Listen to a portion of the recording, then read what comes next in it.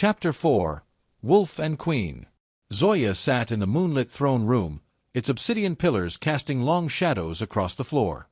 A crown of silver and sapphire now adorned her head, but with every jewel came the weight of a kingdom that had not yet learned how to love her. "They smile to your face and plot behind your back," Lyra whispered from beside her, ever the voice of sharp observation. "Your father's loyalists haven't all fled. Some are just hiding." Zoya nodded. "Then we smoke them out. One by one." Kale entered, dressed in a dark tunic that bore no sigil, neither lycan nor royal. He was hers now, and he made no effort to be claimed by anyone else. He knelt at her side. A message came from the western border. A village razed. Survivors claim it was the Redmane pack. Zoya's lips thinned. But the Redmans were extinguished in the last purge. "Or so we thought," Kale said. "But one name keeps surfacing, Fenric." Zoya's expression froze. She rose slowly from the throne. "Fenric is dead." Kale hesitated. "Zoya, he's my brother." The room chilled. The next morning, they rode to the western provinces. Smoke still rose from the ruins of Dalsmere, a once thriving village that now bore the scars of claw and flame. Children huddled in silence, mothers wept, and elders shook their heads when asked to attack. "He didn't shift," said an old man. "But he fought like a wolf. Stronger. Wilder. Eyes like yours." Kale stood rooted, the ghost of guilt behind his gaze. Zoya placed a hand on his arm. "Tell me everything about Fenric." He exhaled. "He was always the stronger of us. Brutal. Charming when he wanted to be. The seer cursed me, but Fenric embraced it. While I ran from the beast, he let it consume him." "Why is he here now?" she asked. "Because he knows I've found peace.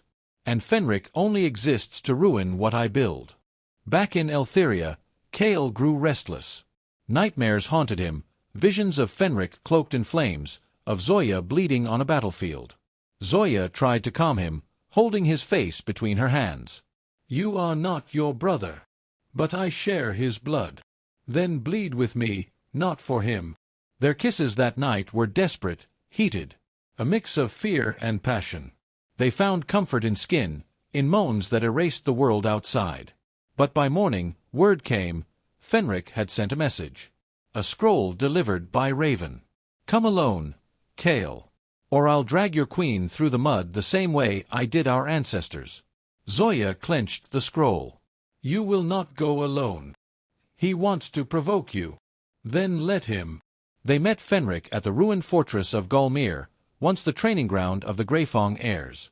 He stood tall, armored in crimson steel, his face untouched by time. Only his eyes betrayed the beast within.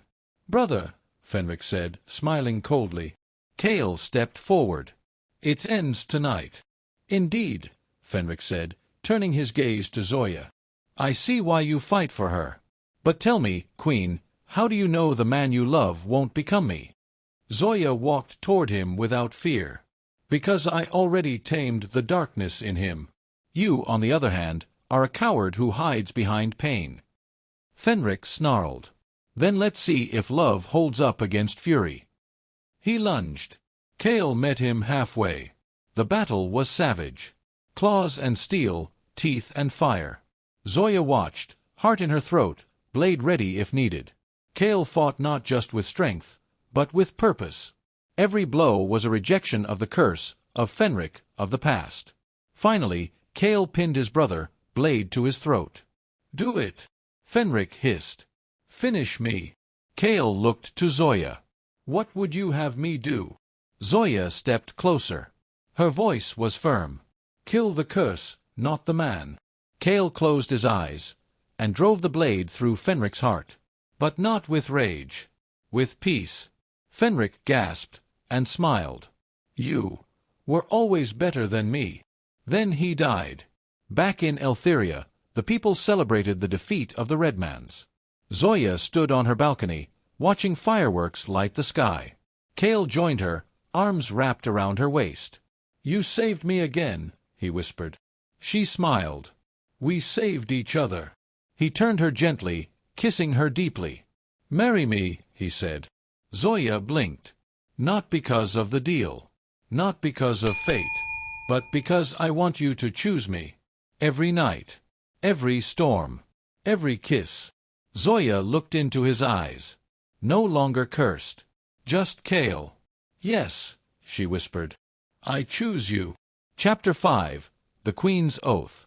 The coronation bells had long since faded, but Eltheria buzzed anew with anticipation, for its queen would wed the lycan who once stalked legends.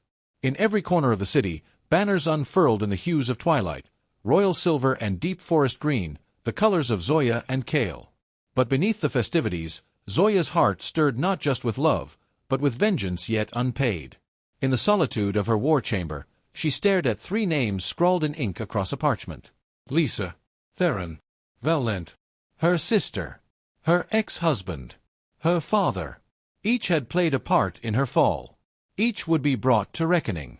They're weak now, Lyra said, entering with measured steps. Stripped of titles, land, and power. Zoya's voice was like steel. Then why do they still breathe? Because your heart is softer than you think. Kale entered then, his presence always soothing the storm. You won't enjoy the wedding if you're plotting bloodshed, he teased. Zoya turned, her mouth brushing his. Who says I can't do both? That night, a hooded figure slipped into the dungeons beneath the palace. Zoya stood before Theron, once the prince consort of the neighboring realm, now a prisoner clothed in rags. His once golden hair hung limp around hollow cheeks, but his eyes still gleamed with the arrogance of a man who believed he was above consequence. Zoya, he drawled, have you come to gloat or beg for forgiveness? Neither. I want you to suffer. He smiled cruelly. But you loved me once. She stepped closer. And you bedded my sister the same night you swore loyalty to me. His smile faltered. You'll rot in this cell, she said, drawing a dagger. But before then, I want you to know, Lisa confessed. Confessed to what? Poisoning our unborn child. His eyes widened in horror. Zoya nodded. She didn't want me to have an heir before she could bear one herself. The dagger cut shallowly across his cheek. Enjoy your nightmares, Theron. Lisa was kept under watch in the tower. She had not seen the sun in weeks. You killed my child, Zoya said as she entered. Lisa, pale and thinned, tilted her head. He would have been born cursed. Like your beast. Zoya slapped her. He was mine. He was innocent. You were always the favorite, Lisa sobbed. I just wanted something for myself. Zoya left her in silence. She would not kill her. Lisa's madness was punishment enough. The wedding day dawned bright. Zoya wore a gown of moon-threaded silk, her braids wound with tiny silver bells. Kale stood waiting at the end of the crystal aisle, clothed in deep green robes embroidered with runes. As she walked toward him, time slowed. Her people bowed. Kale smiled. She saw only him.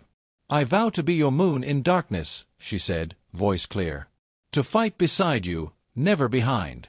To love the man, the wolf, and the soul in between. Kale took her hand. And I vow to be your shield and your storm. To bare my teeth for you, but never against you. To choose you, every lifetime, every war. They kissed to the thunder of applause. That night, their room was flooded in candlelight. Rose petals blanketed the bed. Kale pulled her close. We've survived the curse, the court, your enemies. What now, my queen? Zoya kissed his chest. Now, we make new bloodlines. Their love was slow, reverent. Zoya whispered his name like prayer. Kale worshipped her with hands and lips and soul. She felt whole. At last. Days later, her father was brought to her. Old. Weak. No longer a king. Zoya stood over him in the throne room. You betrayed your own blood, she said. I did what I thought best. Then die knowing you were wrong. She didn't order his execution. She exiled him, stripped him of all power, left to wander as a relic of a fallen reign. Zoya turned from him, never to look back. As she stood with Kale atop the palace spires, the stars above whispered promises. Her vengeance was complete. Her heart, no longer broken. She had fought fate, and won. But destiny had just begun. Chapter 6. Echoes in the Blood. The first sign came in a dream. Zoya woke gasping, her fingers clenched in the silk sheets beside Kale.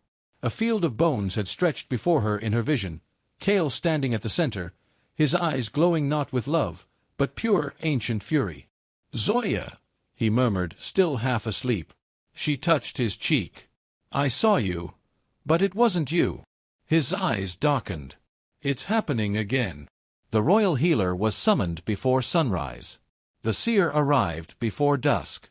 Kale stood silently as both examined him, testing his blood, marking his aura. "The curse was only partially broken," the seer finally said. Her eyes, milk-white with power, trembled. Fenric's death did not end it, it merely passed it on. "To who?" Zoya asked, her voice barely above a whisper. The seer turned her gaze slowly to Zoya's stomach. "Silence." "No," Kale said, stepping forward. "Your blood is joined now," the seer murmured. "And the curse, it echoes forward." Zoya placed a hand over her belly. She was pregnant, and their child might be born with the same curse Kale had spent his life trying to bury. Kale withdrew. He spent hours alone in the wild gardens, sparring with shadows, sweating out the dread. Zoya found him one evening, his shirt torn, hands bloodied from punching stone. "I won't pass this on," he said. "I won't damn our child." Zoya stepped close, her hand wrapping around his. "You are not a curse, Kale. But I carry it. Then we carry it together." He looked at her, really looked, and something in him cracked. His lips found hers. Desperate, needing to believe. They kissed in the fading light, bodies pressed against the roots of an ancient tree, the place where their blood had first mingled. But the threat was real. Whispers began again across Eltheria, rumors of a cursed heir, of ancient magic returning, of the prophecy Zoya's mother had once whispered before her death. The child of night and wolf will bear both doom and deliverance. Zoya stood before the council. "My child is not a prophecy," she said. "They are not a threat." "Then let the priestess test it," one lord sneered. Kale growled low in his throat. "You test my child, and I test your neck." But Zoya raised a hand. "Let them try. We have nothing to hide." The priestess came that night. A ritual of blood and fire. Zoya stood alone, Kale forbidden to enter. Flames encircled her as the priestess touched her belly with a blade and whispered incantations in a forgotten tongue. Zoya's vision blurred. She saw flashes, wolf eyes in her child's face, cities burning, then peace. Golden fields. A voice whispered, "One life must be lost, to save the rest." Zoya collapsed.